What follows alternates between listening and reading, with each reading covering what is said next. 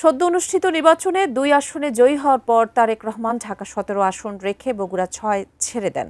বগুড়া 6 আসনের প্রার্থী হিসেবে তারেক রহমানের স্ত্রী ডাক্তার জুবাইদা রহমান ও মেয়ে জাইমা রহমানের নাম উঠে এসেছে। এছাড়া আর কার কার নাম আলোচনায় রয়েছে তা নিয়ে বিস্তারিত থাকছে ফারিন রহমান প্রীতির প্রতিবেদনে। মধ্যবিত্ত শহর বগুড়া এখন রাজনৈতিক আলোচনার কেন্দ্রবিন্দুতে উঠে এসেছে।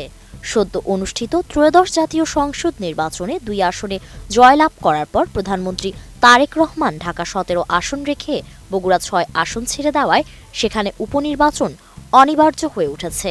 আর এই উপনির্বাচন ঘিরে রাজনৈতিক অঙ্গনে শুরু হয়েছে সম্ভাব্য প্রার্থী নিয়ে জোরালো আলোচনা।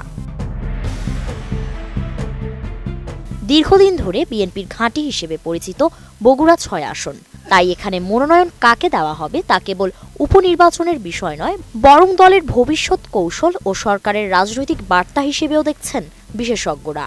দলের অভ্যন্তরীণ সূত্রগুলো বলছে আসনটি ধরে রাখতে হলে জিয়া পরিবারের কাউকে প্রার্থী করা উচিত।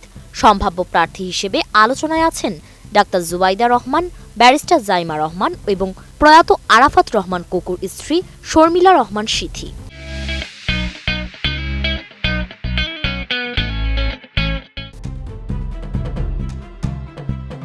জিয়া পরিবারের বাইরে সম্ভাব্য প্রার্থী হিসেবে বিবেচনায় আছেন ডাক্তার মওদুদ হোসেন আলমগীর পাভেল, জেলা বিএনপির সভাপতি রেজাউল করিম বাদশাহ, সাবেক সভাপতি অ্যাডভোকেট একেএম মাহবুবুর রহমান, সাবেক সাধারণ সম্পাদক জয়নুল আবেদিন চান, আলী আসগর তালুকদার হেনা এবং সাবেক সংসদ সদস্য হেলালুজ্জামান তালুকদার লালু। দলীয় সূত্র বলছে জামায়াতের ভোট প্রাপ্তি বিবেচনায় জিয়া পরিবারের বাইরে কাউকে মনোনয়ন দিলে আসন হারানোর শঙ্কা থাকতে পারে। রাজনৈতিক বিশ্লেষকরা মনে করছেন আসনটি রক্ষা করতে হলে জিয়া পরিবারের কাউকে প্রার্থী করা সবচেয়ে যুক্তিসঙ্গত।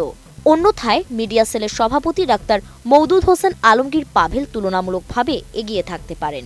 জেলা যুবদল ও ছাত্রদল নেতাদের মতো প্রায় একই রকম। তারা বলছেন যদি জিয়া পরিবারের বাইরে প্রার্থী হয় তবে নির্বাচনী সময়ে সক্রিয় ভূমিকা নেওয়া নেতাদের মধ্যে ডাক্তার পাভেল ও রেজাউল করিম বাদশাহ বেশি গ্রহণযোগ্য।